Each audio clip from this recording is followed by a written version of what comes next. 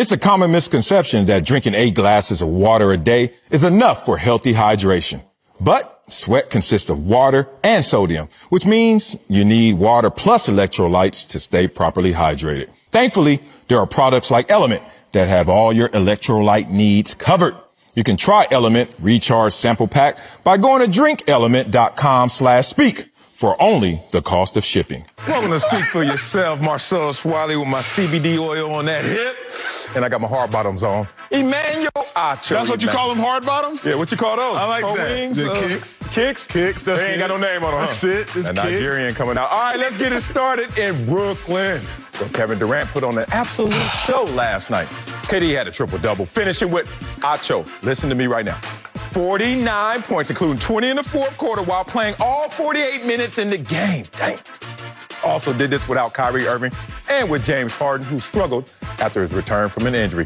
Nets are now up 3-2 in the series, and yesterday Acho said he had his doubts about KD heading into Game 5. So Acho, the same guy who had his doubts, you have Kevin Durant's apology in your pocket? Marcellus, do you mind? I need to just do this myself, the camera, Kevin. Oh. If I can just... Can I get some of this? Have a moment. America, get him. If I can just have a moment.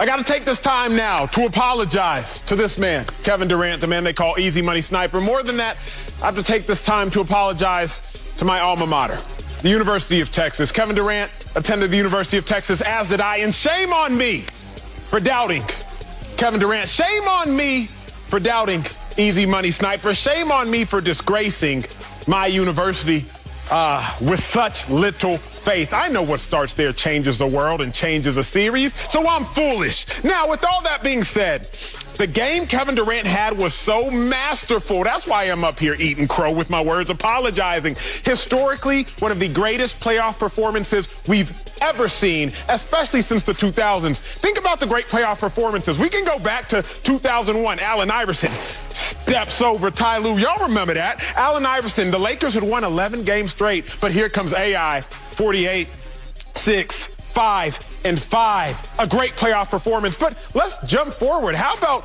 2018? Is it my guy, LeBron James? 2018 NBA Finals, 51, 8, and 8.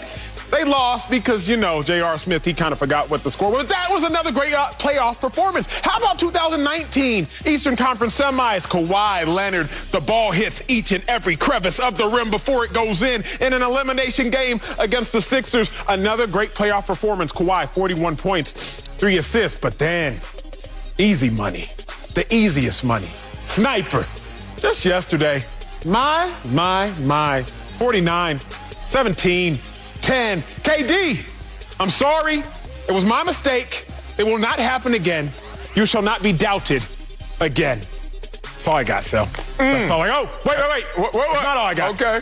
Because I had to put everything in perspective of where that ranked amongst great playoff performances.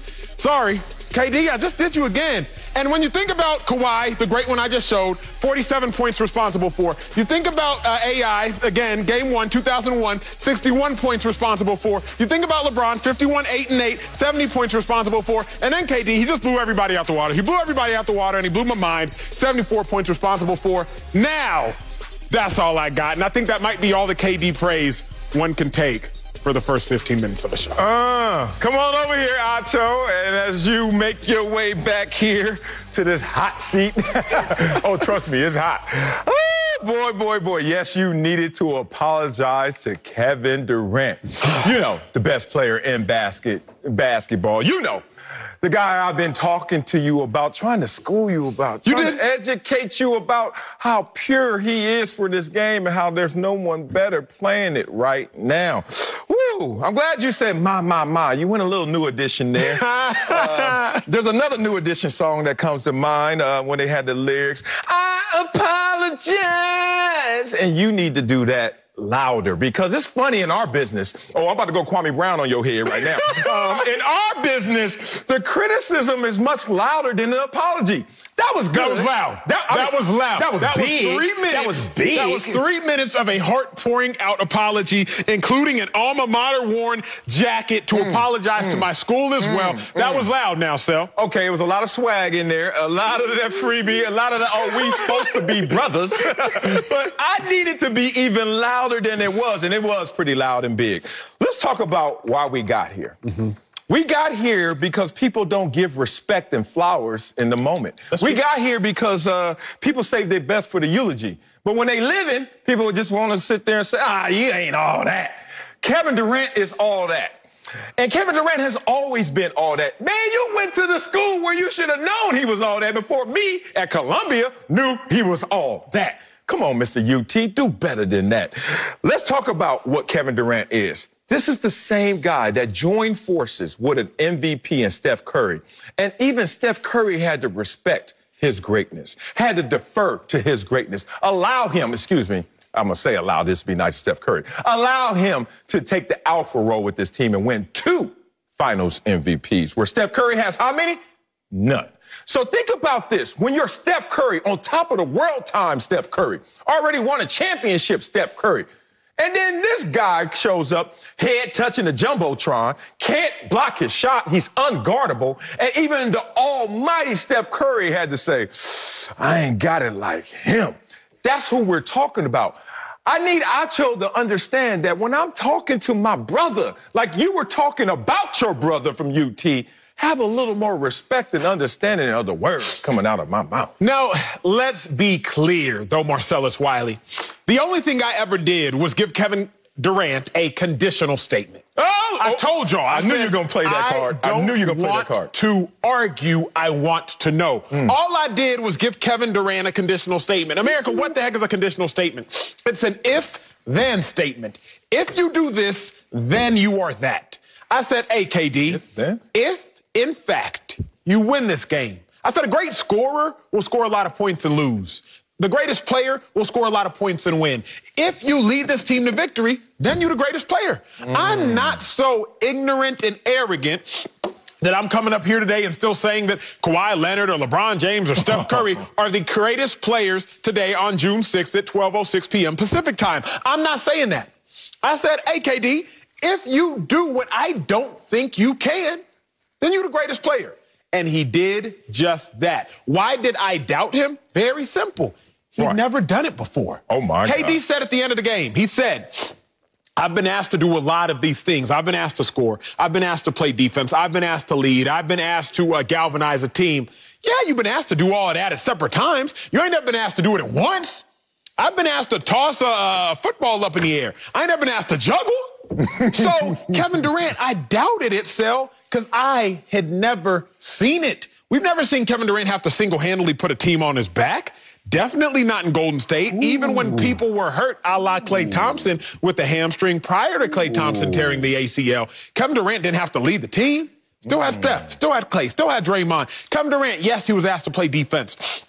But you had one of the greatest defenders of the generation in Draymond. You had one of the greatest on-ball defenders in Klay. So, KD, we asked you to play defense, but typically guarding the third best offensive player. You were never asked to do what you did yesterday. And yesterday, he blew my mind. But he blew my mind because I doubted it because I had never seen it. Even in OKC, you still had Russ. Yeah, you may have had a young Russ, but by the latter half of your OKC days, Russ was still mature and developed, giving you 24 and 6 a game. So, Sel, I have now apologized very loudly. My apology was just as loud as my criticism. But the reason I had my doubts was because I ain't seen it. Oh, wow. You know what? It's funny you haven't seen it from Kevin Durant, so you give him a conditional statement. Yes, sir. An if-then statement. If-then statement. Acho's time. If-then, you got to repeat it, you know, with them hands, boy. Okay. You are used to other co-hosts. I could tell. I could tell. You like the Phoenix Suns. You ain't played nobody yet. This is your big dog over here. You know I write down everything you say, dog. You do. Okay. Now, I'm going to get to this point, but first, you also yesterday asked this question. Could Kevin Durant be LeBron James for a day? For a day. Just one day. Could Kevin Durant be LeBron James for a day? That's not a conditional statement right there. That's not an if-then. I'm looking for it. It's a question. Okay. I'm just going to put that America to the side. Because let's talk about why Kevin Durant didn't even need last night to cement his legacy. But people like you who are challenging Kevin Durant to give us a moment, but it has already seen moments from people that you love. Your favorite player, LeBron James. Yes, sir. And then it sounds like your second best favorite player is Steph Curry. Let's do this before let's do that. Kevin Durant had a better game last night than LeBron has ever had in the postseason. You ready to go here? And you have never conditionally challenged LeBron James to any such game. Let's talk about Kevin Durant's 49, 17, and 10 last night. 70% field goal percentage, 44 from 3. LeBron's most points in the playoffs was 51 points. Okay, a little more points. 8 rebounds and 8 assists in a losing effort against the Warriors. 59%, 43 from 3. KD had more efficient numbers in a winning effort and all around a better game. Let's talk about LeBron, who's had 3 career 40-point triple-double games. But he's just 1 and 2 in those same games. And none of his triple-double games were as efficient as Kevin Durant's. I just want you to understand what you did. You boxed yourself in here. So now take these punches. Steph had 47, 8 and 7 in a losing effort versus the Raptors in the 2019 finals. 45 from the field, 43 from 3. Damn, KD, you got better numbers than these dudes in their best moments and more efficient. Get that page out of here. Let's talk about when we celebrate LeBron. When you, King James. Now, this is no shot at the King because you know I think he's going to shoot at him. However, you better start putting some respect on KD's name. I'm going to cry like Birdman up here. LeBron James, remember when he played against the Warriors in Game 7 of the 2016 finals? Oh, my God, LeBron. 27, 11, and 11. Following his Game 6 of that series, he scored 41, 11, and 8. Anybody? Anybody see any numbers? Anybody hear any numbers better than Kevin Durant last night? Oh, my God. Oh, what about LeBron when he was against the Celtics? That historical Game 6. Yeah, you can exhale all you want. 46, 11, and 9. Anybody hear any numbers better than Kevin Durant? The point is, I don't even know why you even issued this challenge to Kevin Durant when Kevin Durant has already showed you he's the greatest. And now, he in his greatest moments greater than even the guys you think. Let's clarify something. Kevin Durant had a greater game in the playoffs than you could say LeBron James has had. Kevin Durant did not have a more meaningful game. Oh, it was a great. No. Here's what I'm not going to do. I just praised the man. Jim, camera, please. I just praised the man. But what I'm not going to do is now start creating a whole bunch of lies. Let me praise him. Kevin Durant had an incredible performance. 49, 17, 10 in a Game 5. Great. It wasn't an elimination game. It wasn't win or go home. Kevin Durant had a goalpost didn't move. It was an amazing game. But I'm not going to sit here and act like Kevin Durant's game was greater than LeBron's 45, 15, and 5 Game 6 elimination game in the Garden. Forced Game 7, ends up winning Game 7. I'm not going to do that. I don't want to hijack Why is it elimination? It was elimination. It was 3-2. Okay, it was 3-2. It was an elimination game in the Garden. Okay, I'm just making sure. LeBron James shot 19 for 26. What KD shoot yesterday? KD shot out of this world, but we're not going to act like we've never seen it before. LeBron James has suffered if-then statements. He suffered if-then statements. KD had never had the if-then. If you do this, big dog, then you are that. He did it yesterday. I'm no longer here to kick sand on Kevin Durant. Okay, I'm no longer here to do that. Okay, good. But I'm also not going to revise history. Oh, okay. And I'm not going to act as though we haven't seen more meaningful feats before. Maybe not as impressive feats, but meaningful. Yes. So in defeat yesterday, if it was meaningful, it would have been okay. No, it wouldn't have been. It's also, did it have the impact? And you don't respect equity. I've noticed that. No, you don't. You know what? Because we're going to get back. Did Tom Brady need a 7th ring to prove his greatness? We went through a football season where you made it seem like he did. I know he didn't. He already has 6. But once again, we find ourselves in the same position a different way.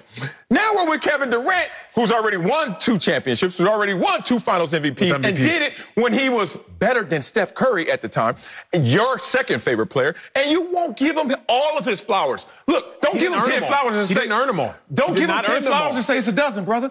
Give him the entire bouquet of please, flowers. I will give you the whole bouquet if you pay for the whole bouquet. Yesterday, KD paid for the whole bouquet of flowers. That's why I'm up here. Hercules, Hercules, Hercules. Because yesterday, he finally paid for them all. Finally? In Golden State. He was the best player on the best team. Just because you are the best player on the best team does not, to me, make you the best player in the world. You could argue Tom Brady was the best player on the best team. I am still taking Aaron Rodgers and Patrick Mahomes over Tom Brady. Now, let's get back to basketball. Let's go. Kevin Durant was the best player on a 73-win Warriors team. Congratulations. They went to the NBA Finals without you. Prior, they won the NBA Finals without you. They were up 3-1 without you. If Draymond does not get suspended, they may win 2 chips without you. KD, you were not asked to do anything crazy. Say, I didn't even use this note, but we're here. We're here, America, and I put up my guard, and now it's time to throw these hooks. Do y'all realize Kevin Durant joined a Warriors team that already had an MVP on it and then won a championship? In history, we have to go back to 1983 to find a league MVP, Moses Malone, who joins a team that already has an MVP on it, Dr. J, to win a chip. You got to go all the way back to 1983. There have been teams that have had 2 league MVPs that have won chips. Shaquille O'Neal, Kobe Bryant, the Lakers. But Kobe did not win his chip until he was no longer with Shaq. There have been teams that have gone to the finals with 2 league MVPs. Russell Westbrook, Kevin Durant, the Thunder. But Russell Westbrook did not win his MVP, league MVP, until Kevin Durant had departed. Kevin Durant, an MVP, joined a team that already had an MVP, league MVP in Steph Curry, and then won a chip. To me, I'm like, hey, KD, that's impressive, but it ain't all that. You a league MVP, joined another league MVP, and you won your chip. We got to go back to 83 to see that happen. So this, to me, was something that KD did that he had never done before. So he put the entire team on his back. That is why I am now, hey, you paid for a dozen, here's your dozen. I'm not giving you flowers for paying for a half dozen. Because what KD did is like those street vendors. You be at dinner with your lady, you be at dinner with your dude. You know the dudes that come up, the ones that come up with flowers. Oh, they come up with flowers. Dated ass models. Do you want this? Do you want this? No. And no, I don't want those. I don't want those. Because that's not the full array of that's not the full array. Kevin Durant did something he had never done before yesterday. He put the team on his back, a team that could not have done it without him. The Warriors could have done it without him. In fact, the Warriors did do it without him. They could have did it without him, but they went to the Hamptons to beg him to come, and they could have did it without him. Did not. Oh, Dre okay. So let's start taking away rings then, since you want to say, if you join forces with other greats, then we got not all rings are created equal, and you have said that yourself. Yeah, but I'm about to show you what context matters. LeBron's first 2 chips, we're going to take them away because he was with 2 future Hall of Famers? No, sir. Oh, okay. We got a Finals MVP? Can we establish something, though, please? Can we please establish something? Because people have been saying what you've been saying. I don't know who these people are. 300 or so Hall of Famers in NBA history. There are 38 NBA MVPs. 38 league MVPs to 300 or so Hall of Famers. A lot of people play with Hall of Famers. Don't nobody play with another league MVP, Sal. You have to at least acknowledge, that KD played with another league MVP. Yeah, first of all, you're almost giving me what Chris Middleton is thinking. I'm playing with a 2-time MVP. What's that doing for me right now? Nothing. Sucker, here go the ball. Here go Giannis. I ain't trying to shoot them free throws. Here go the ball. Giannis, I ain't got them skills down low. James Harden is waving people off. Nah, me and you, Giannis. I already know. So stop giving me this MVP is a different threshold than Hall of Famer. When you got Chris Bosh, you got Dwayne Wade, and Dwayne Wade already showed you he could do it as a Finals MVP. Oh, let's go when he plays with Kyrie Irving.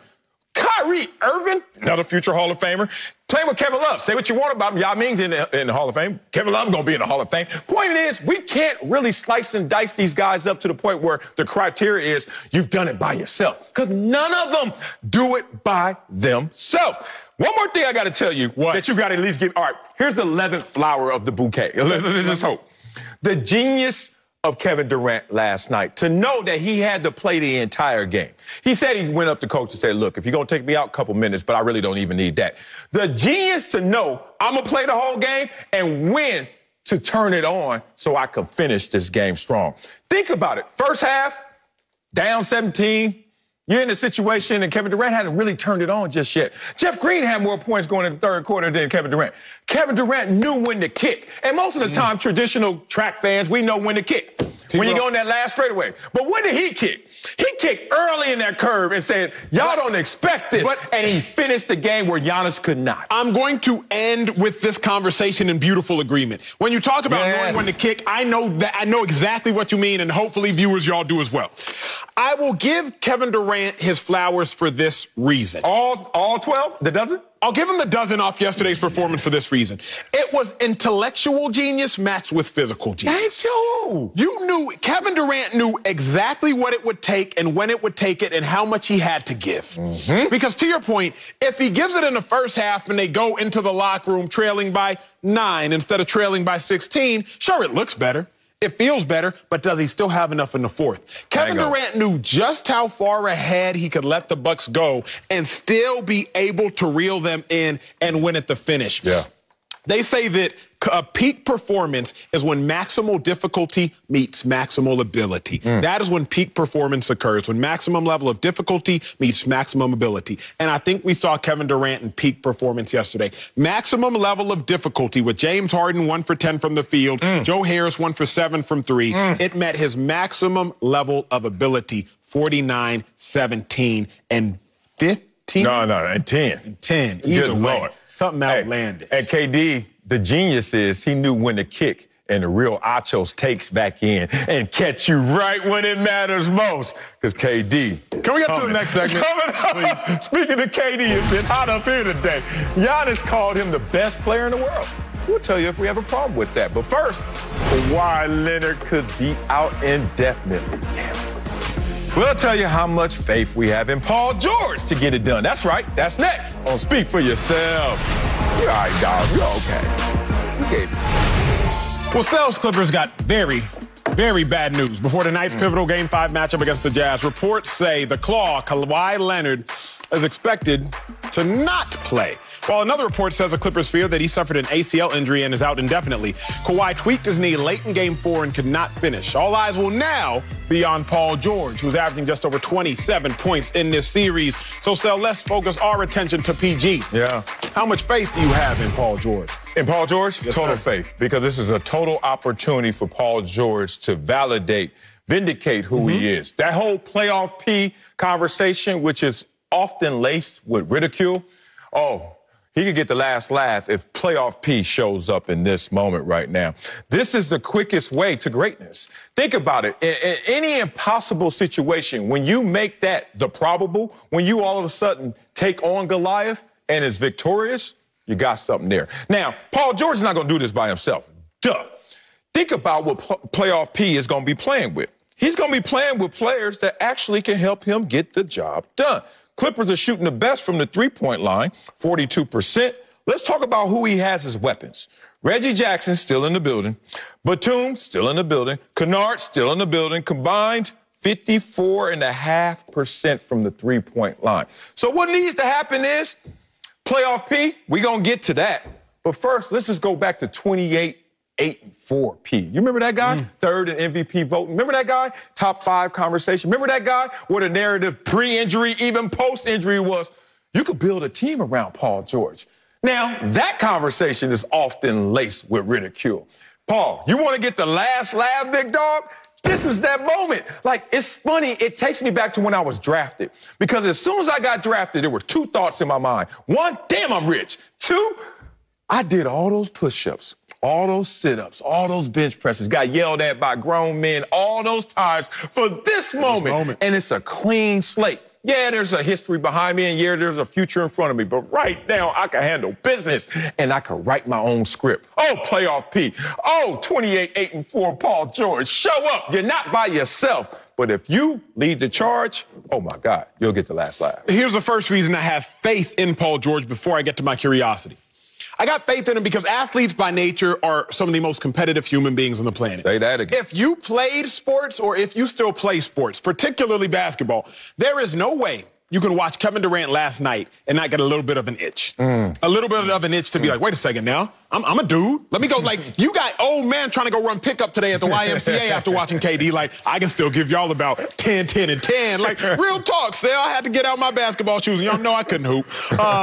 So Paul George, I think, is going to be motivated by what he saw KD do. Yes. Now, to your point of vindication, you can redefine your legacy, at least for a moment, tonight. Like, Paul George, you have been the butt of jokes dating back to last year, pandemic Paul, all that stuff. But now tonight, you can rewrite things. Now, to Marcellus's point, it's not going to be all on Paul George, Reggie Jackson, Morris, Batum. But Paul George, you're going to lead the headlines. We spent 15 minutes talking about Kevin Durant. We didn't mention Jeff Green's 27 points and going 7 for 8 from 3. Why? Because although Jeff Green, compared to his ability, probably had just as good, if not a better game than Kevin Durant, compared to Kevin Durant's ability, Kevin Durant, you're the star, so you don't lead the headlines. Paul George, you're the star. You're going to lead the headlines. Now, so here's where my concern lies. Okay. Can Paul George do it on the road? Paul George in Utah versus Paul George in Staples. Y'all look at him and then look at what he shoots. He shoots 49% if you round up in Staples. But on the road, where he's going to be playing tonight, he shoots 32% if you want to round up. That's a vast, vast, vast difference. I'm not convinced that PG can get it done where he has to get it done. Can he get it done in the series? Maybe. But can he get it done on the road? He's never really been able to get it done on the road in Utah. So that's why I'm like, I still have my doubts, Sal. I still have my reservations. Let me answer both of those for you in just one simple opportunity and simple statement. Paul George knows that he doesn't want to be cemented as a B-side. His skills are not a B-side. His game is not a B-side. But in perception, he's become a B-side. As you said, all these jokes. It's crazy how you could get caught up in those conversations and be the same guy. I bring you this example, which I studied well and heard come out of his own mouth, and Kurt Warner talking about perception. Remember, Kurt Warner, Super Bowl champion. Kurt Warner, MVP Kurt Warner, all of a sudden finds himself as a backup in New York. The football giants, Eli Manning in the building. All of a sudden has to now not only fight for a job somewhere in the league, but fight the perception that he deserves a job in the league because he became B-side. All of a sudden you look up, he's in Arizona. Once again, showing you that rare form that one of them was Super Bowl before, came that close. One of them MVP before, came that close. Paul George, well studied, understanding that last night Kevin Durant showed you no matter what y'all say, it's about what you do. Correct. I look at the situations of Kurt Warner or Kevin Durant, and I have countless others, and when it can change like that. The threshold, really the veil, the thin veil between failure and success just takes you to run through it. And those opportunities are rarely presented where you can flip the switch, when you can convert everyone's mindset in one moment. It ain't going to be just about this game. I'm going to be real. Because if Paul George shows out in this game, we win tonight, we're going to move the goalpost to the next game. Of course. Which we have to do. But that means, are you up to the challenge? Are you ready to answer the bell? Last time I checked, the bell keeps ringing. You got to keep going. But the greats, and Paul George has not yet become one of the greats, but the greats can move with the goalposts. Yes. Think about Kevin Durant. That's what I'm We talking moved the goalposts. I was the main proponent of moving the goalposts. Okay, you won 2 finals MVPs. Yeah, but you had a league MVP on your team with you. Let's see if you can do it by yourself. I moved the goalposts. And KD, he stepped towards that goalpost as well. Even if the Nets lose the series, we're still going to go back and raise questions. If KD comes out and lays an egg in Game 6, we're still going to be like, wait a second now. Paul George, the first step, though, he has to make is in winning this one. My other curiosity, though, Sel, comes in. Remember, Paul George, prior to joining the Clippers, playoff record 34-42. Minimum of 75 games. That is the second worst among active players. 34-42. He wins 45% of the time prior to joining the Clippers, a.k.a. prior to having Kawhi Leonard. So when I look at it, if he has to be the focal point on offense, remember there's a dude named Spidey Mitchell on the other side. Who's compromised? He is compromised. Say it again. But PG is going to be compromised having to fully play both ends of the court. Because now, remember, Kawhi would check Spidey at times in pivotal moments. Say it. Now, PG, you're the best defender on the floor. Not Pat Bev, not Reggie Jackson. It's you, PG. So if Spidey gets hot, who has to go guard him? You, PG, but who still got to go get buckets on the offensive end? You, PG. Now you got to do both. The question is he up to the task? I'll say yes for a game, maybe, but I don't think it's going to be this game in Utah.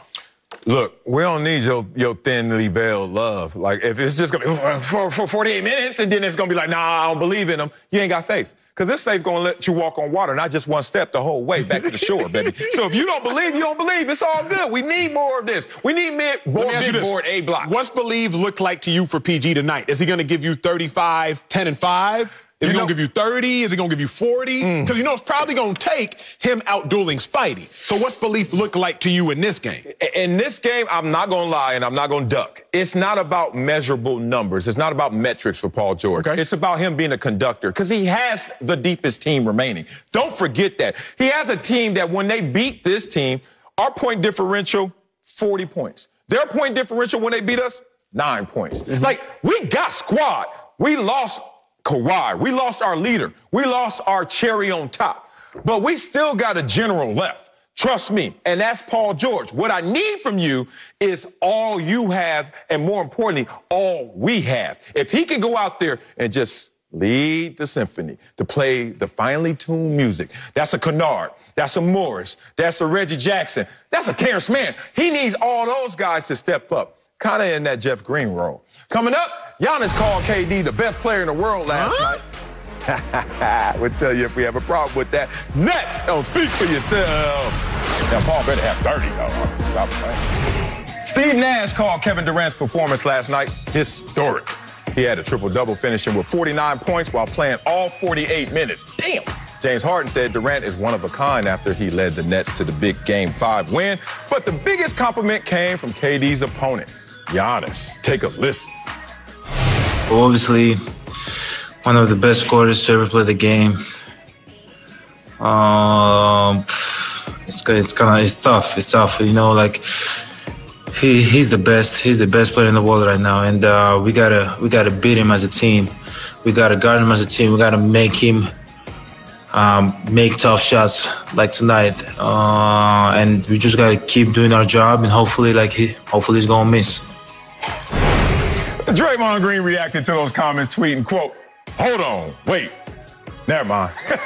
Joined now by Fox NBA analyst Steven Jackson. Dak. Oh, reunited, and it feels so good. Smiles, Jack. What's up, fellas? What's goody, what's goody? But Acho, you got a problem with Giannis saying KD is the best player in the world? Yeah, I got a huge problem with it, fellas, and I'm trying to figure out, see, this got to be the Greek part of Giannis. You know, Giannis was born and raised in Nigeria. It ain't the Nigerian part of my dog, Giannis, because we ain't really like that. Y'all know Nigeria, no, they carry last. So you know it ain't the Nigerian part. Now, Giannis done been in the States for about 9-10 years now. I don't think it's the AAU American hoop circuit part of Giannis. So again, my Greek watchers, followers, y'all cats from Greece, y'all got to chime in and let me know if this is what it's like. Because I don't know what Giannis is doing. Somebody riddle me this. Giannis, you're a two-time league MVP. You are in the argument for being the best player in the world. And you gonna tell me that the dude you playing against, who you should be able to check to some degree, is the best player in the world after he just steals a game that y'all easily should have had and were up by 17 points? Somebody riddle me this. One person's nickname is Freak, and the other person's nickname got Slim in it. The person who got the nickname Freak should be able to check, to some degree, the person who got Slim in their nickname. I got a huge problem with it because, Giannis, you in the middle of a series. You got 2 MVPs to KD's 1 MVP. Y'all both stand about 7 feet tall. Athletically, you should be able to check, dude. You don't choose to check him the entirety of the second half, and then you got the audacity to say that he's the best player in the world. You allowed him to be the best player in the world, Giannis. You the reason I had to come on this show in the A block and apologize for doubting Kevin Durant. That's on you, Giannis. I have faith in you, and now look at you, calling KD the best. I got issues, fellas. I got issues, man. You can't do that. You just can't do that. No, I'm not talking about you. I'm talking about oh, bet. Boy, y'all ready for the smoke, All the smoke I hear? There's no way that you can say that your opponent that you're battling with in the series is the best in the world. Facts. Like, where they do that at? Like, I'm not even giving you no props after that. I might shake your hand after y'all kick us out the playoffs. But I'm still not finna say that. You know what I'm saying? Because, and one thing about it, that goes to show that when he won those 2 MVPs, he knew he didn't deserve it. He know he's not the best player. And to me, you never were the best player in the league when you're shooting air balls from the free throw line. That's just how I take it. I've never done it. I asked Kobe about it. Kobe looked at me like he was crazy. Kobe said, I ain't shoot one with my left hand. So the best player in the league don't shoot air balls. And then again, he's shooting 41% from the line. He know he's not the best player. They didn't take advantage of the mismatches last night. They took jumpers when they should have put people in the rim, and they didn't take the challenge. KD is the best player. He played like it last night, and last night he separated himself from all the KD and Giannis talk. It was just that simple. Yeah, look, I disagree with you guys wholeheartedly because you guys are not standing on the premise of the truth. You're standing on the premise of the code or the way it goes. And I agree with you, Stacks, in this situation when you say, you just can't say that, bruh. Now, respecting the code, you can't say that. But if you keep it at 100, yes, you can. And I'm going to tell you why. What y'all are leaning into in this code is really fear-based. It's really silly. It's really scared mindset. Basically, you can't acknowledge what things are. If you are on a team and I'm playing running back, y'all know I was a Pop Warner Hall of Famer in terms of running back and national champion and national track holder, record holder. Here's the thing. I jump on a team. I'm in the NFL. Man, I ain't lying. These are all facts. I jump on the team, and guess what? I'm over there trying to get some reps, and Barry Sanders is there. Now, what you want me to say? Okay, let me give you another example, because y'all say y'all on the same team. Let's talk about competition. Why can't Giannis acknowledge that him and KD ain't the same, despite him having more MVPs than KD?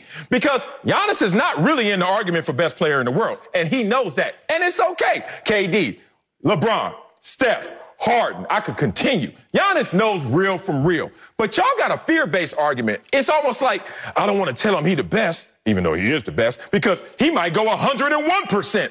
Ain't no 101%. KD is KD, and Giannis is Giannis, and they ain't the same. Even if you squint, they ain't the same. Let's talk about the playoffs right now, 2021. Who has more points per game? KD. Who has more rebounds per game? Giannis. Who has more assists? Giannis. The rest of this is going to be all KD. Y'all ready? Field goal percentage, three-point percentage, free throw percentage, steals, blocks, 7-footer getting down low and getting up high. KD better than Giannis. Why can't Giannis say it if we all can say it? Here's why, Estelle. The reason I got an issue with it, my brothers, is very simple. My brothers? Because Giannis allowed KD to be the best player. How? Because we all coming up here and saying KD the best player in the world after he dropped 49, 17, and 10. Before the show, I told y'all I wasn't convinced KD was the best player in the world. I still have my money on LeBron James. You can't allow the person to be the best player in the world and then go proclaim that they are. 2011, we playing in Texas. I'm playing in Texas. Robert Griffin shows up. It's the last game of Robert Griffin's season. Baylor hadn't made no noise prior to that, but RG3 was a dude. I'm like, yeah, we about to shut him out. We going to take this Heisman from him, blah, blah, blah. He throws for 320 yards and has 4 touchdowns. He goes on to win the Heisman.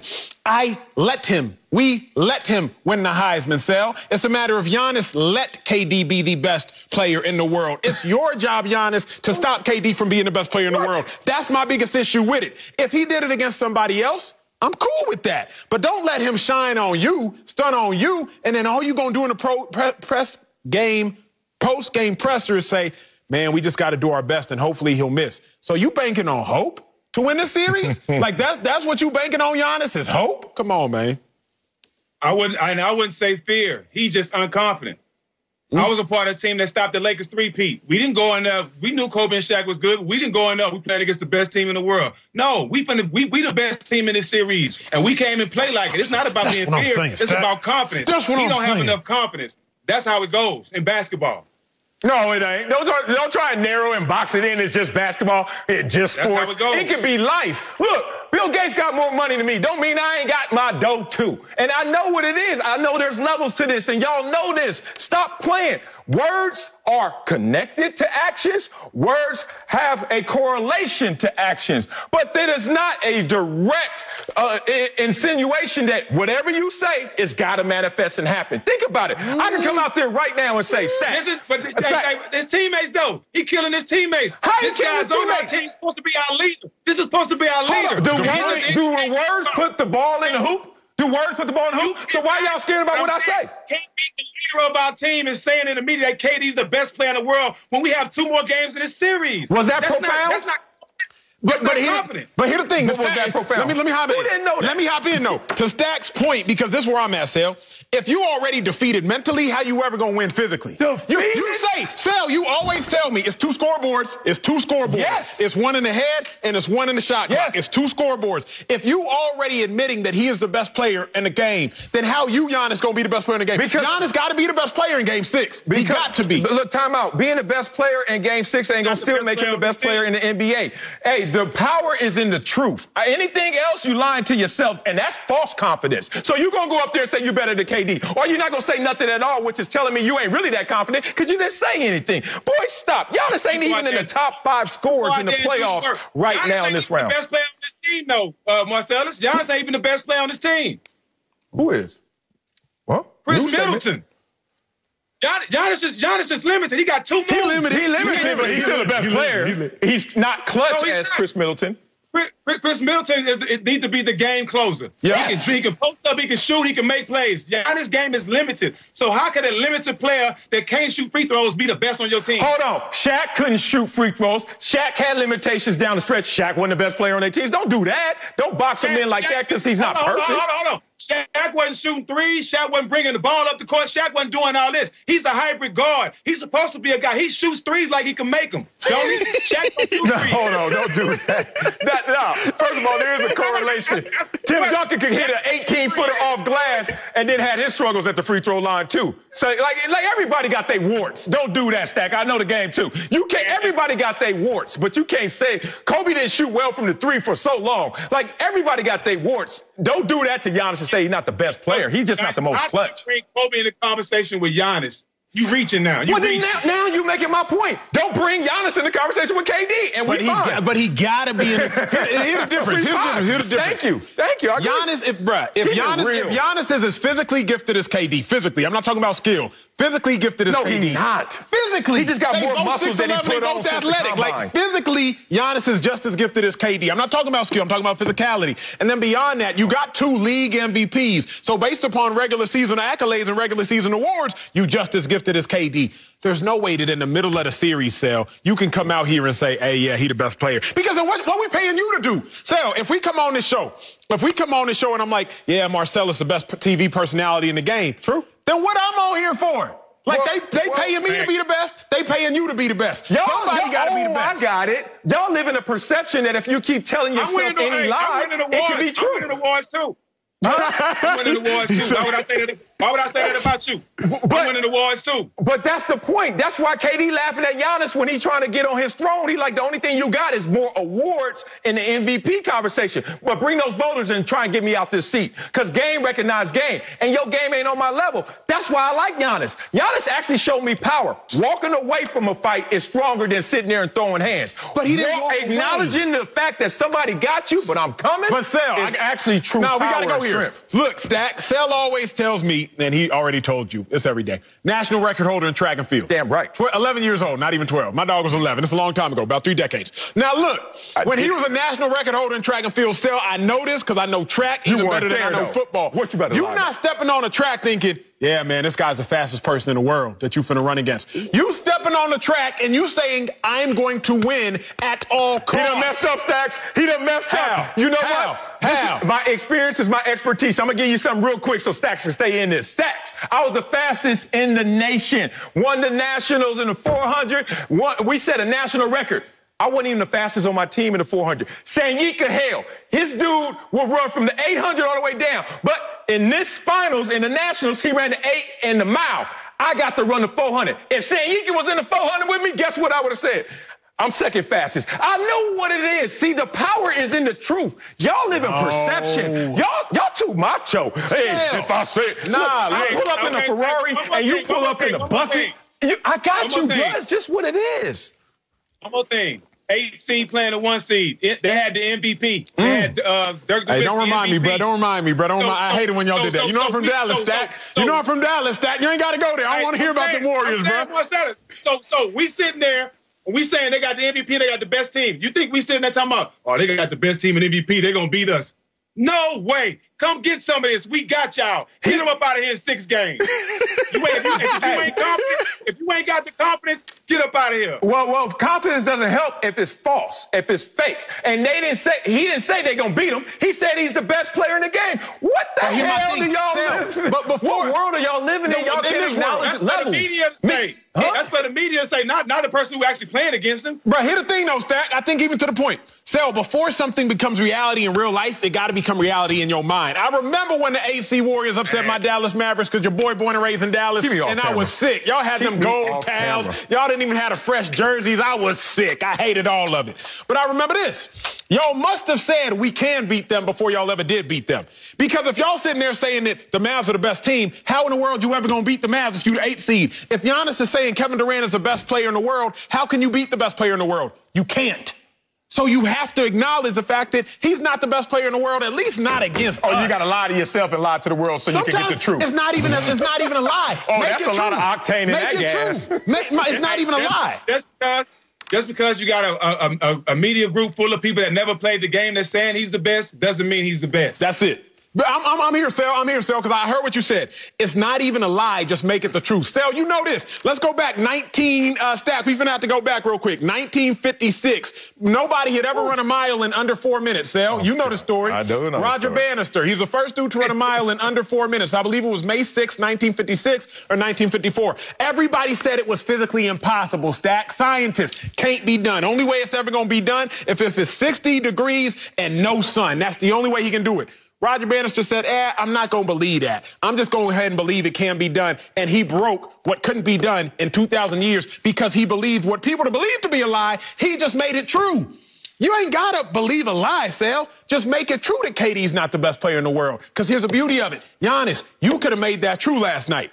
Stop it. First of all, KD didn't become the best player in the world overnight, and it's not going to lose it overnight. I love the fact that y'all want to fake it till you make it. That's fine in your own little bubble of thought. But in reality, y'all can't coexist with me because I keep it 1 thou wow. Here's the thing.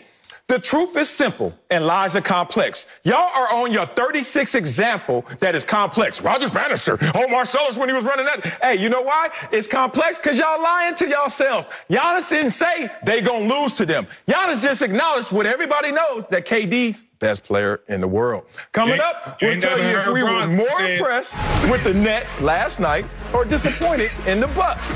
That's next on Speak for Yourself. Sell on the ropes. We got you on the ropes. Hell no. I totally believe you. Want to Speak for Yourself, Marcellus Wiley, Emmanuel Acho. Look at you over there, best in the world. Let's head back to Brooklyn. Kevin Durant had one of the best playoff performances you'll ever see last night with a 49-point triple-double, leading the Nets to the Game 5 win. On the other side, the Bucks lost a 17-point lead in the third quarter, and Giannis missed a couple free throws and had a turnover late in the game. Steven Jackson is back with us, Stacks. But Acho, are you more impressed with the Nets or disappointed in the Bucks? I'm incredibly disappointed with the Bucks, y'all. I'm impressed with KD, but I ain't impressed with the Nets. James Harden went 1 for 10 from the field. Joe Harris went 1 for 7 from free. Bruce Brown went 0 for 1 from 3. James Harden went 0 for 7 from 3. They were 1 for 16 from 3 as far as the starting lineup outside of Kevin Durant. And so I'm not impressed with that. The bench, all they really had was Jeff Green. Shamet gave you 9, but Jeff Green went 7 for 8. I'm impressed with 2 players from the Nets. But the Bucks, y'all up by 17. Y'all up by 16 at half. The Nets are playing completely maligned. The Nets are playing with 4 people.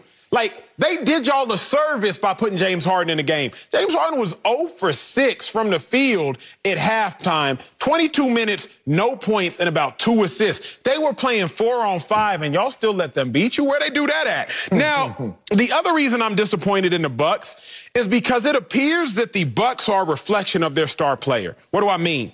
Giannis has gotten away with being incredibly athletic, so he's gotten to overlook some of the necessary traits of playing basketball. Being able to shoot free throws, being able to handle the ball, being able to sink in a wide-open three-pointer. Because he's athletic, he can get away with some things and still win until he faces somebody better. The Bucks in the first half, because they just had a more deep roster than the Nets, they could get away with some things and still be up by 16, taking horrible shots, shooting turnaround fadeaways with James Harden on you when you 6'11", Giannis. They could get away with some things until they faced Kevin Durant, who just happened to be better in the third and fourth quarter. So as great as Kevin Durant was, as great as Jeff Green was, let's make no mistake about it, Kevin Durant is not the Nets. The Nets were not impressive. Kevin Durant was impressive. The Bucks were completely unimpressive. We all knew what KD had to show up. We all knew what he had to do in order for them to keep this series going. So that's not a surprise. But I know what KD can do. He's a two-time champion. He's been in his position before. He's hit big shots. So there's nothing new. Milwaukee lost that game. They didn't take advantage of mismatches.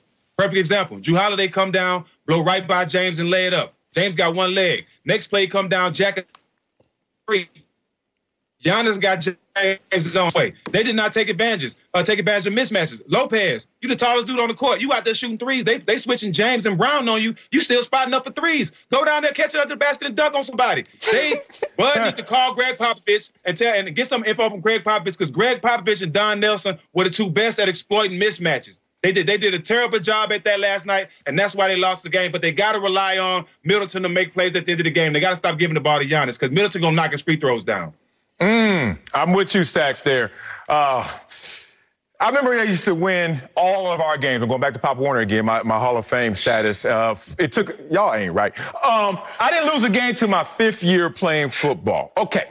And I used to, after every game, you know, you take off your pads. You still got your jersey on because you want everybody to know who you were. And you're eating your chili cheese Fritos at the snack stand. And then all your boys like, man, good game. 3 touchdowns, 4 touchdowns, good game. Man, you fast, all that. And then there was always this elder that would walk up to us. And he would always say this, and this is facts. Did you win or did they lose? And I'll be like, that's interesting, old man, because sometimes you win and you shouldn't, and sometimes they just gave it to you in these situations. I'm looking at this as I'm so disappointed in you Bucks, so disappointed in how y'all didn't go out there and handle your business. Remember Giannis, after that sweep in Miami, said, we don't play with our food. Well, after watching your game last night, not only do you play with your food, maybe you don't know how to cook. It's a problem out there, because if you can't kill the wounded animals in the jungle, get your ass up the jungle. Because, golly, Brooklyn out there bleeding, limping. James Harden got one leg, and y'all still couldn't handle business, up 17. I don't even care if they were up only 3. There's no way you can leave that game in a deficit and lose that game. So it just reminds me of what the old man used to say over the chili cheese Fritos, and bring it forward. Bill Belichick always talks about this. He says more games in the NFL are lost than won. That's true. This is about the Brooklyn Nets having KD and taking advantage of a team that doesn't know how to handle their business. Yo, I'm hungry now because them chili cheese Fritos sound fire. Yeah, I know. Frito pie. We call them Frito pies. Hey, Frito pies. Them joints sound fire. But I'll say this. It looked like the Nets wanted it more. And, Stack, that's really what ran me the hottest, is because how does James Harden play 46 minutes on one leg, but Jrue Holiday, you only played 34? Like, big dog, you weren't even in foul trouble the majority of the game. You weren't even in foul trouble during the game at all. You was blowing by James Harden. It's as if the Bucks listen to their coaches too much.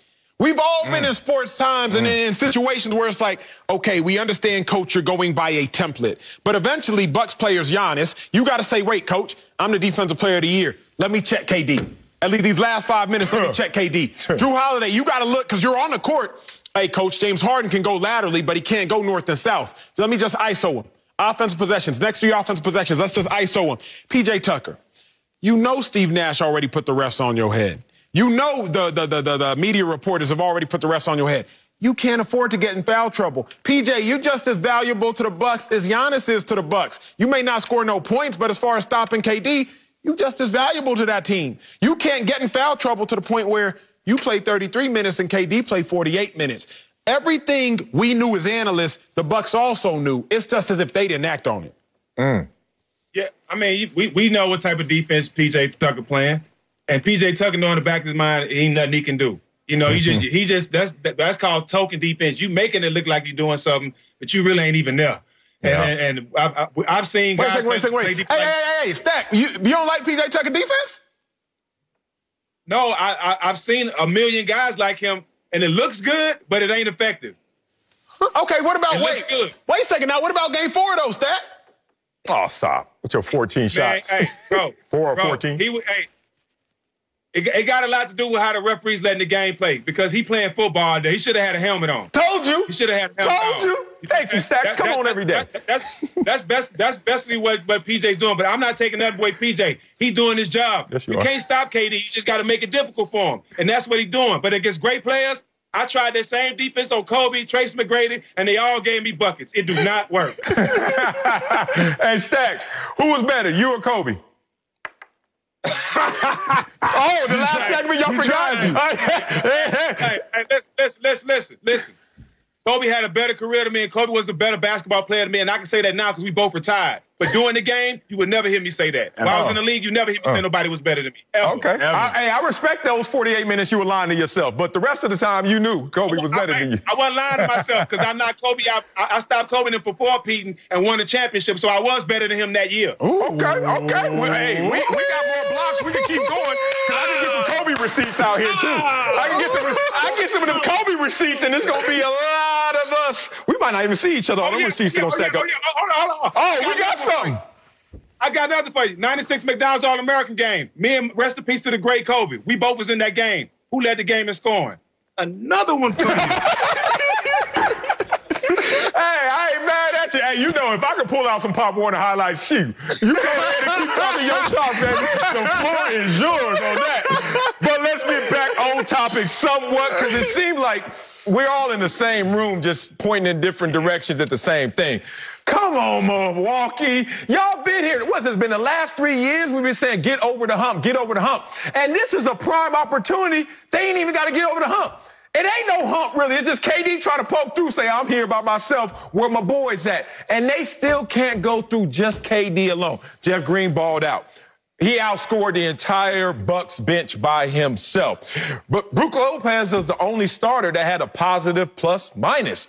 And I love you, Acho, but stop asking Giannis to do things he can't do just because he's Nigerian. Bruh. Look, man, you over here talking about he the most gifted and as gifted is Kevin Durant. Dog, you got to break the code, bro. No, it's not a code. Call it like you see it. He can't do it. He got the curse of the gifted. The only curse of the gifted. Explain it, because people don't know. He skips steps. And look, I've seen it before. When you are uber talented, Stacks know what I'm talking about. Some cats just skip steps, fundamentals, the little things, because they start off every day at the gym, not on square one, on square two. Because they're like, man, I ain't doing that. I'm already past that. And you know what's so funny? The cat that doesn't skip steps, that is just that much less than you athletically, will come in that marathon and catch your ass at the end when you in the NBA or NFL. That's Giannis right now. That's why James Harden with one leg is saying, nah, I got this. Bruh, skip steps. Coming up, Giannis thinks that Kevin Durant is the best player in the world. We'll tell you if he proved it last night. That's next. Are we remixing? We doing that subject again? Let's go. Oh, speak for yourself. Well, we just did that. We got it. KD put the Nets on his back last night to take a 3-2 series lead over the Bucks. KD's 49-point triple-double even had his opponent, Giannis, calling him, quote, the best player in the world right now. Stacks Jax is back. But Acho, did Kevin Durant prove, listen to this question, prove he's the best player in the world? Yes. Coming up. Go ahead. Look, I'm going to keep it a buck with y'all. You better. KD did prove that he is the best player in the world because I look at it like this.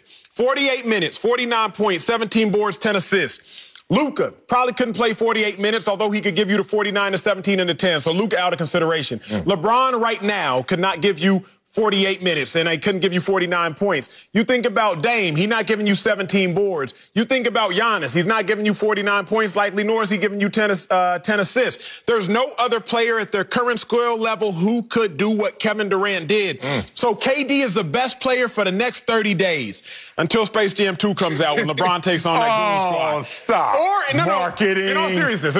Oh, okay. KD is the best player for the next 125 days because that's when the NBA season starts. When LeBron James will once again take his throne as the best player in the NBA. But until then, Kevin Durant's best player in the NBA. Come on, Stacks. Come on.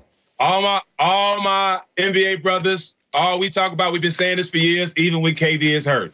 KD is the best player in the game for the simple reason that he's 7 foot, and we've never seen someone shoot like that, handle like that at that size. I'm sorry. We've been saying it. I got to speak for all my NBA brothers. We've been saying this for years when they've been killing him, saying he's a snake, a traitor, all this stuff.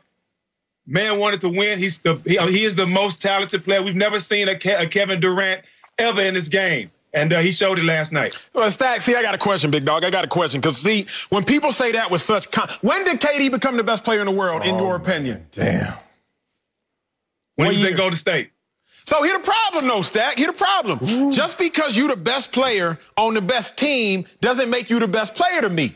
If you put LeBron in Golden State, we wouldn't have called KD the best player because KD wouldn't have won no chips. We called KD the best player when he went to Golden State because all of a sudden he started winning chips and winning finals MVPs. But that had more to do with Golden State than it had to do with KD because they went and won before KD ever showed up.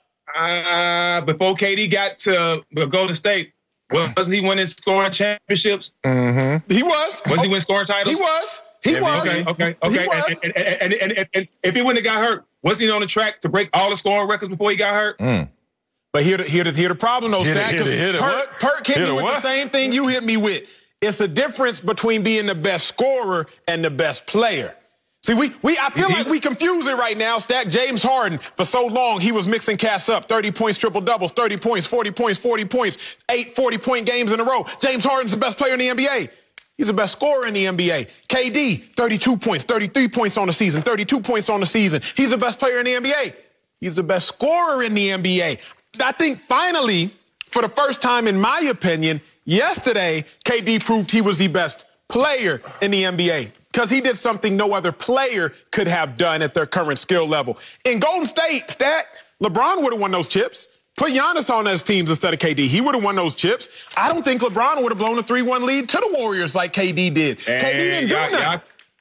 LeBron had some animals on his team in the years he had. He had D Wade, he had Kyrie Irving, he had Kevin Love, he had Chris Bosh. Let's not do that. Okay?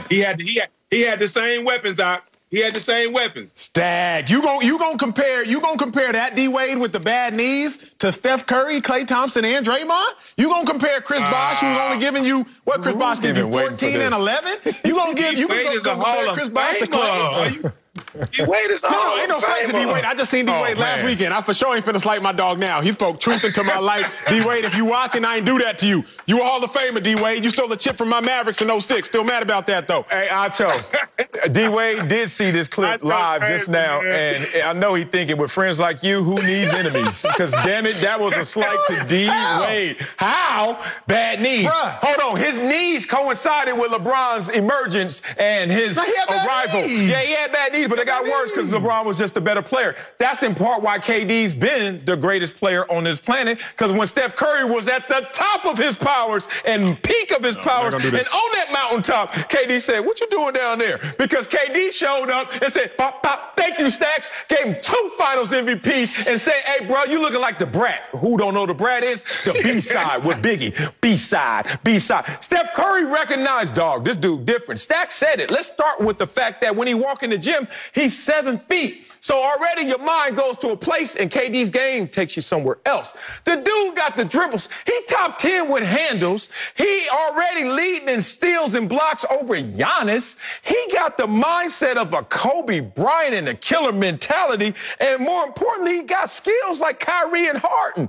What the hell are we talking about? We're talking about a lab rat. We're talking about a concoction. We're talking about the purest of gods in basketball said, let's make KD. Nobody else is built like him, and nobody else can do it like him. Here's what I can't stand. Here's what I can't stand, Stack. I'm trying to give a man his credit, but y'all give this man so much credit that I got to pull y'all back to reality. If KD was just that created in a lab rat. You making him sound like he was them cats is just made with some potion. Well, then wouldn't we have known this before now? We did know. You did know. We did know it. No. Yes, we did. Hey, let me tell you how I knew it. Talk to me. Because I was with San Antonio. We had them up down 2-0. And they came back and beat us 4-0 with Tim Duncan in his prime. So I knew it. I seen it. I took them bucket. So I knew what he was. Here the question, though, Stack. 2018. LeBron didn't have Kyrie. 2018, LeBron had him aligned Kevin Love, and LeBron still took them cats to the NBA Finals. We've never seen KD do such a thing, which is why now I'm saying he's the best player in the world. But y'all saying KD was only the best player in the world once he won a chip. So KD becoming the best player in the world, stat, you just told me he was the best when he went to Golden State. Don't do that. KD was the best player in the world once he won a chip. LeBron James and others have been the best player in the world without winning chips. 2007, LeBron James lost, got swept by the San Antonio Spurs. 2018, LeBron James lost, got swept by the Golden State Warriors. KD's being the best in the world was contingent upon other things. Kobe was still there, and Kobe won 2 chips after that. And what you talk about, LeBron, it was Kobe was still in the building, even though Kobe wasn't. Sorry, we knew LeBron James was the best in the world by 8, who was saying 9, it? 10, You can 11. know something and not say something. Did you say that in 2007? Well, Stack wasn't going to say it regardless. Remember, Stack don't acknowledge that other people are the best players in the world. So, you know that. He wasn't going to say it. I was going to say it. He cooking these dates. I would say this, though, and since we talk about LeBron, it's nobody that's more dominant than him. Okay. My dog. He's been dominant from day one. Day one. With all the pressure, he's been dominant from day one. But the best player all around skilled, KD ain't shooting that balls from the free throw line. Okay.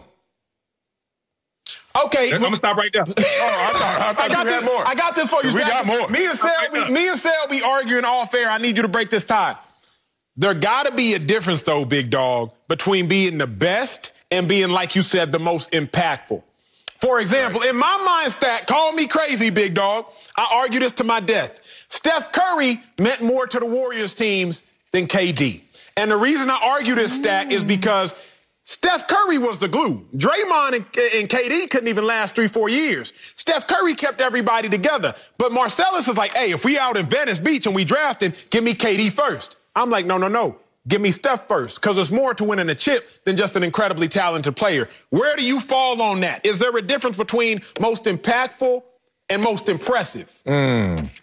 It's a difference, but you can get 50 to 100 Hall of Famers and put them all on the court. I'm going with KD for all of them.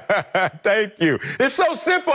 Because I know what he's going to do on both ends. He's going to change the game on both ends of the court. He's 7 foot. We've never seen it.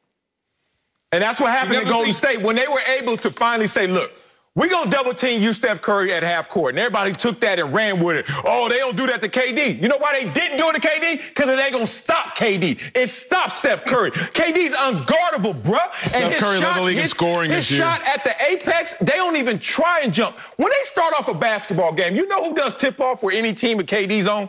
KD. And KD got 1 Achilles, and he's still a dude. Man, this dude is different. Let me tell you like this. Acho, I knew you lost this argument. Stacks, you know he losing an argument. When he said, I said he the best for 31 days. But then you try to change these adjectives, impact, and look, let me just give you went to Columbia. Let me test your acumen. Here we go. And then he went with this Stacks. Don't start with the big words. I didn't go to college. These big words out here. When he said this, he the glue.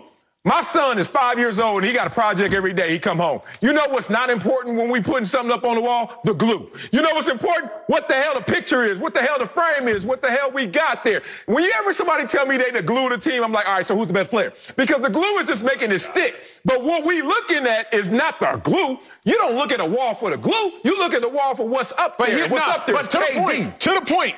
You would never have seen KD's greatness if not for Steph Curry. Man, he was MVP just already. told me. He was already MVP. Just told me the reason that KD became the best player was in his Golden State years. If not for the glue, you don't ever see the picture. Because the picture not hanging up on the wall. The picture's eliminated in the Western Conference Finals. So without Steph Curry, KD's never the best player in the world by perception. But they played together. Stacks, tell him, who do you ever defer to that is not better than you?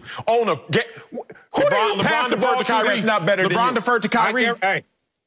I guarantee if you ask Steph when they was winning championships, what's separating them from everybody, he gonna say Kevin Durant. Really nice, God-fearing man. That's sweet. It's just that simple, man. You need to be a God-fearing man. Matter of fact, we're gonna go to break and talk to God real quick about this conversation. Speaking of the playoffs, Hawks Sixers Game 5 is featured on the free-to-play Fox Bet Super 6 app. Download the app and answer 6 questions about tonight's game for your shot to win $1,000. Let's make a 7th question. Is KD the best player in the world for Acho? Coming up, Russell Wilson wanted everyone to know he's still friends with Pete Carroll. We'll tell you if he's trying too hard to quiet the noise. That's next on Speak for Yourself. Saturday on FS1. It's showtime. Shohei Ohtani. I saw him live a couple weeks ago as he looks to continue his dominant season for the Angels when they take on the Tiger Crown. Saturday, 10 Eastern on FS1. and the Fox Sports app. Let's head to Seattle. Oh, this is going to be fun. Where it's been a crazy offseason. Everything seemed testy between Russell Wilson and the Seahawks early on. But now, with minicamp in full swing, it seems like everyone is singing Kumbaya. Here's an example. Take a listen. He's been in rehab for over 2 years. What's up? Just letting everybody know we're still friends, you know? Hey. Just messing with you. Get out of here. You had your press conference. I just need to, I got to hit y'all with that. Acho, is Russell Wilson trying too hard to quiet the noise? Yo, that's way too hard. And the problem is, here's a problem when you get out of character, man. When you get out of character, you have to overcorrect to get back in character. Bar. All offseason, Russ was out of character. Like, all offseason, Russ was doing things, letting people say 4 teams he wouldn't mind being traded to, letting people know he was unhappy with the play of the offensive line, letting people know he was unhappy with the season and how things went, letting people know it was way out of character. So now he got to over-course correct. You putting your arm around the head coach during his presser, just letting y'all know we're all cool. Nobody said y'all weren't. Furthermore, Sal, you know what's always interesting to me, bro, and I've learned this more since being in L.A. and in this Hollywood space. When people tell you that's cool, they cool, it's usually right before they're publicly not. We done seen what happened. We heard reports about Kim K and Kanye. And then it was, no, everything's good, everything's good, everything's good. Then a month later, it's like, oh, what happened to them? Like, all of a sudden, y'all trying to act like you real cool, but Russ, we know what time it is. And it's okay that y'all aren't cool. Nobody's forcing y'all to be. But don't sit here and try to fake it like y'all best friends. Man, all I heard was overcorrection. As soon as I heard that, I knew exactly where you were. And he trying too hard, man. Not even too hard, as my homie used to say. 3 hard, 4 hard, 5 hard. You're doing too much. Woo! The arm around the shoulder at the press conference, that's like in the dictionary of corny and fake. Like, I don't know which, it probably by both words, because that's what that was.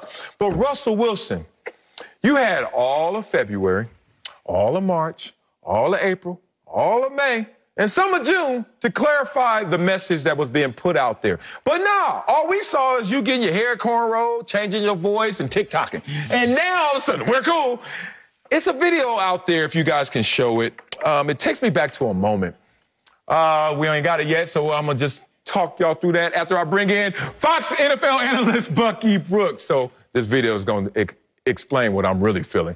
So, Bucky, you tell me and explain what you're really feeling. Is Russell Wilson trying too hard to quiet the noise? Oh, Russ is trying too hard because he knew he was wrong. But he was wrong from the jump. When he went on in all these channels and talked about wanting to be traded, had his intermediaries go and speak for him, and then the mythical list of teams and all that, he was wrong because, as we stated from the jump, he didn't have any left. He didn't have the ability to force his way out of Seattle.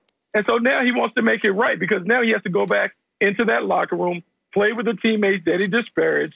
He also has to improve to the team that he is a long-term solution at quarterback. And I'm not saying he's not a viable long-term solution because of his play, but what I'm saying is this is the last year of his guaranteed money.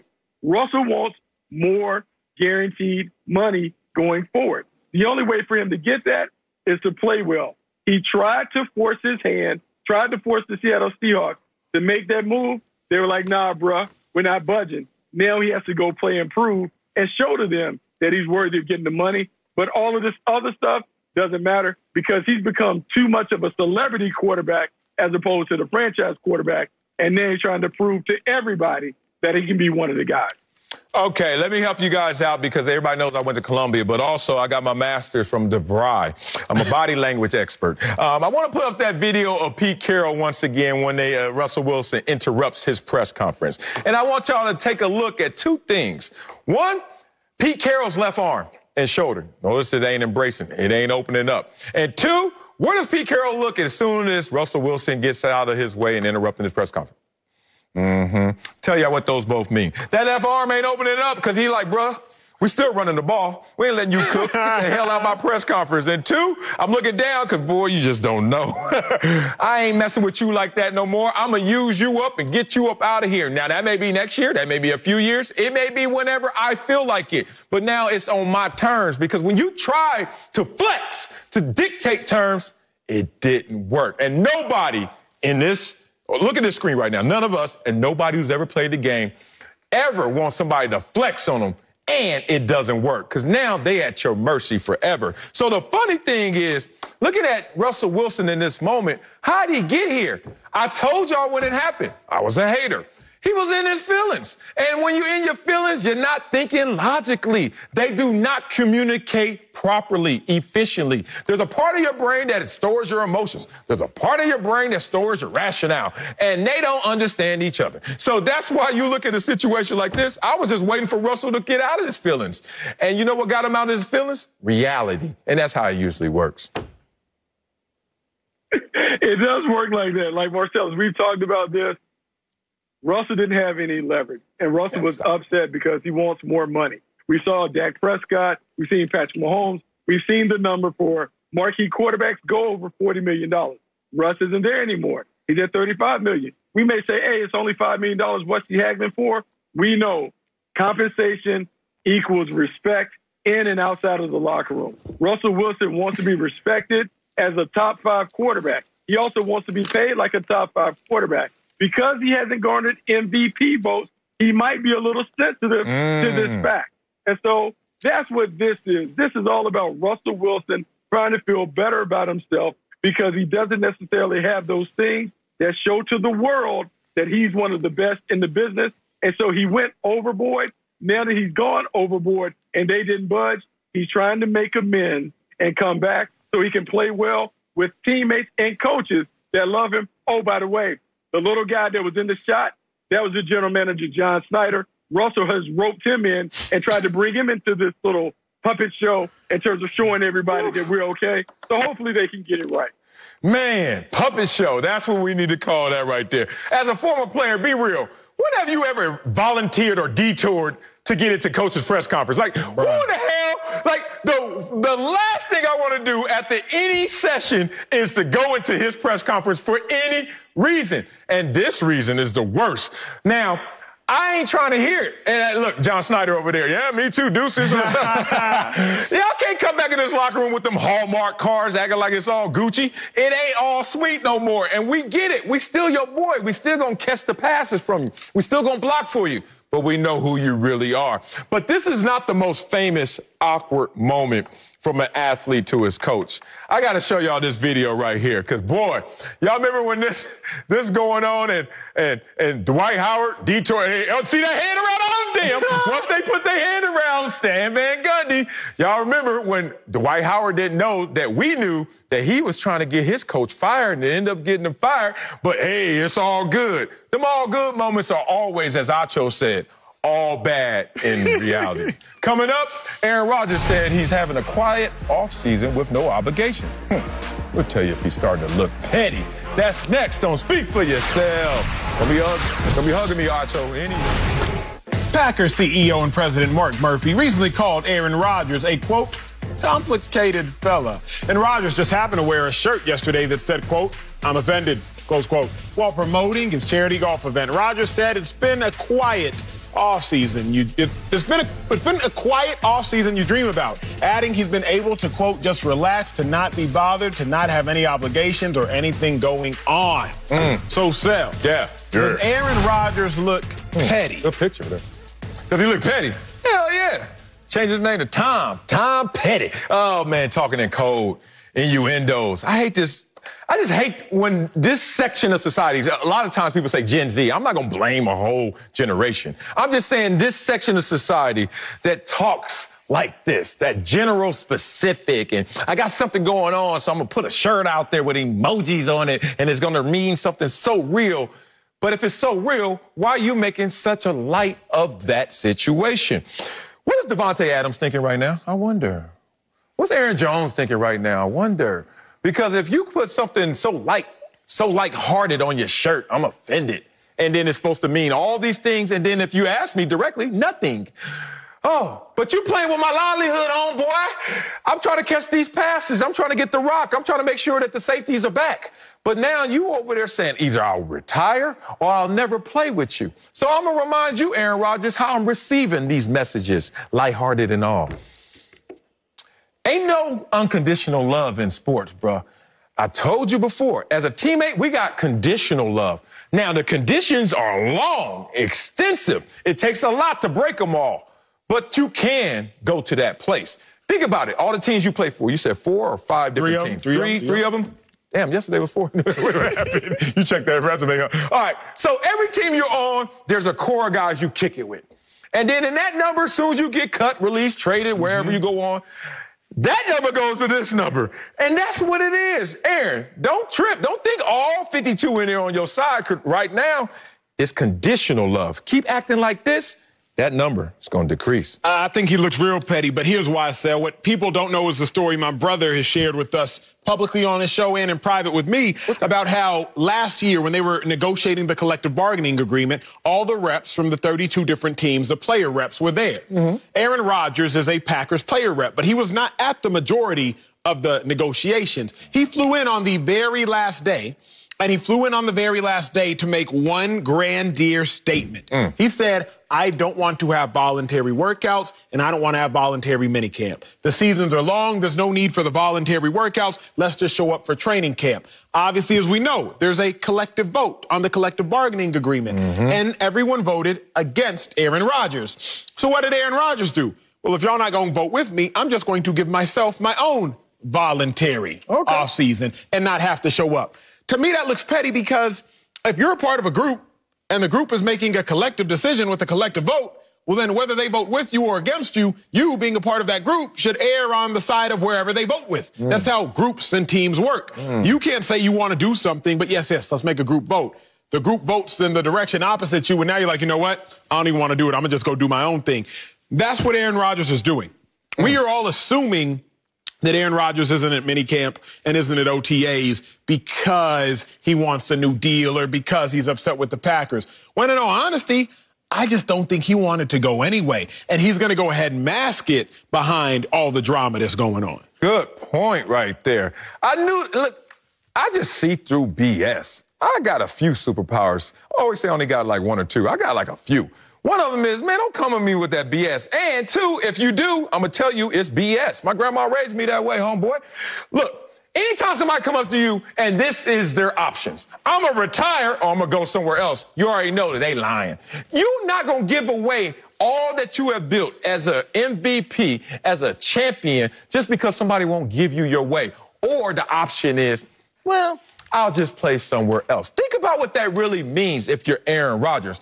That's why I'm just saying this is see-through. That's why the Packers are not caving, because they're like, dog, if you're really going to try and leverage us, have proper leverage. When you retire from the game of football, you retire from the game of football. I retire from the game of football. That is a death. Like a part of you, a huge part of your identity, of your livelihood is now gone forever. You're going to make it so trivial, so lighthearted, so, hey, look at the emoji that I'm going to do this based on y'all not giving me what I want. It ain't about feelings. There's something deeper, as you were leaning to. Coming up, KD went off last night while Giannis struggled down the stretch. Oh, my God. We'll tell you if the Bucks' next series is over. That's next. Don't speak for yourself.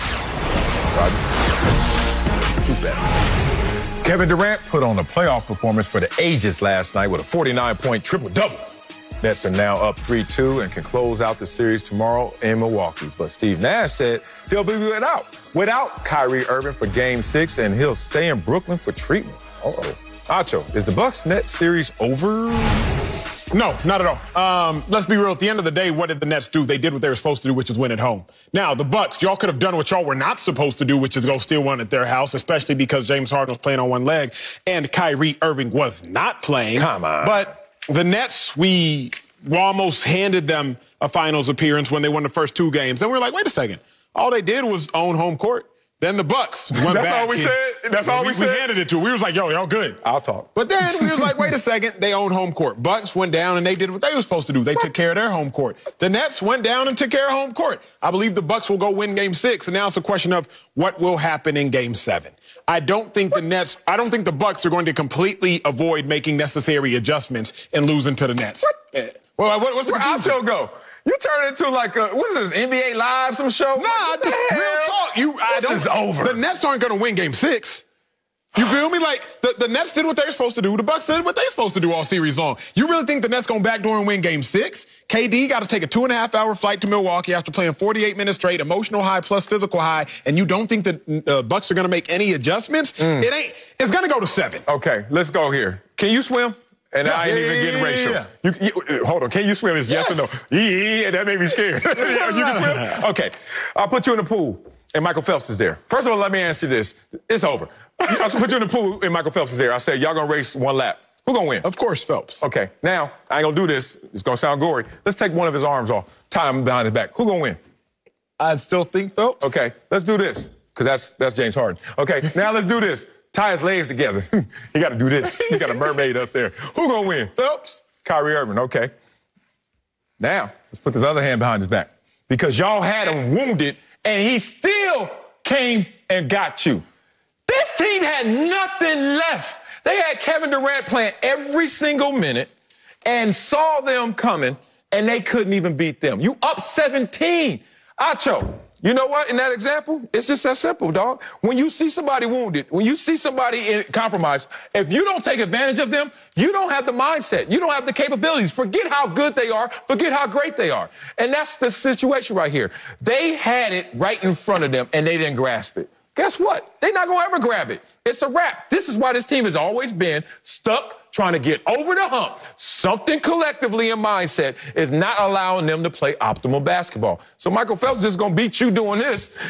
Brooklyn Nets going to have James Harden out there doing that. I co-sign everything you said, but I think what's greater than even everything you said is the Bucks are going to win Game 6. The Bucks have owned their home court.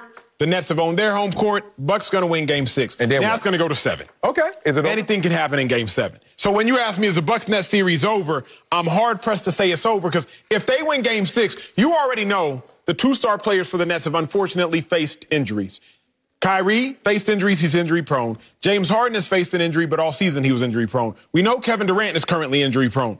Just played 48 minutes. Regular season, he averaged 33 minutes. Played 48 of the most grueling minutes. Has to hop on a flight. You know the effects of flying on your body. Has to land in another city, sleep in the hotel bed. And now these things matter.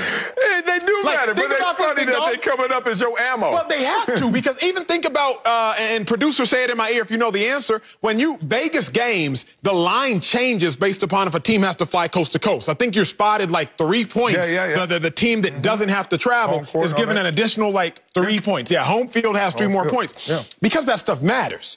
So I can't ignore the fact that KD played 48 minutes. I can't ignore the fact that now they got to go somewhere after KD's on what should be his highest emotional high outside of winning a finals MVP, maybe winning his regular season MVP. Should be his highest emotional high in the last 700 days or so. Should be his most physically taxing performance in the last 700 days or so. I just can't ignore all of those things for Game 6. Okay. I'm just laughing. Like, all these things are facts, but it's not usually your fuel. Well, all the Bucks did, the Nets did were what they're supposed to do. And then you hit me with Game 7, anything can happen. And then you say, they got to take these flights. Hey, bro, let me tell you this. Milwaukee is not equipped to go out there and handle their business against this team. I don't know if it's just because Kevin Durant out there, he knew when to pick his spots. James Harden has one leg, and he wants the 2-time MVP in crunch time. Solo. Like, solo, dog. I'm not even giving you a hot take. I'm just saying that team last night didn't do what they were supposed to do, the Milwaukee Bucks. They were supposed to finish this series, be up 3-2, going back home. They didn't do that. They ain't gonna do it at all. Coming up, Kawhi Leonard could be out indefinitely. Yeah, I heard something. Look at that. We'll tell you if my Clippers can still beat the Jazz, man. Damn.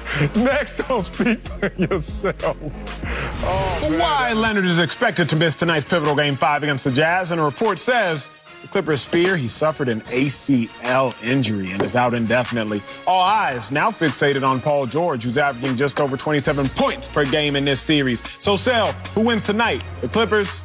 Or this is a dumb question because I know you're You already know, Clip City, Chip City. Yeah, we're going to win tonight. We got the perfect opportunity for Paul George to solidify his legacy in greatness, and he's going to step up and handle that tonight. Mike Conley, is he playing tonight? Oh, he out. This is what happens. You know, my boy right now, he learning addition. He doesn't know subtraction, but once he starts playing sports for real, he going to know about subtraction. So when you're not feeling good, you start looking on the other side. Who ain't feeling good? Mike Conley ain't feeling good. How's Spider Mitchell's ankle? Anything? Foot? Okay, he ain't feeling great. So they got their own injuries to deal with. Let's go, Clips. I got the Jazz, big dog. I got the Jazz. Unlike the last series, y'all lost at home but won on the road. This series, y'all lose on the road, y'all win at home. I think the Jazz are going to take this one. Clippers 0-7, like Slick Rick the Bucher taught us yesterday in the last 2 years when they go to Salt Lake. So give me the Jazz. You ready for another A-block, big board apology tomorrow? Because it sounds like it's coming. That's it for us. Fox 10 Live is next.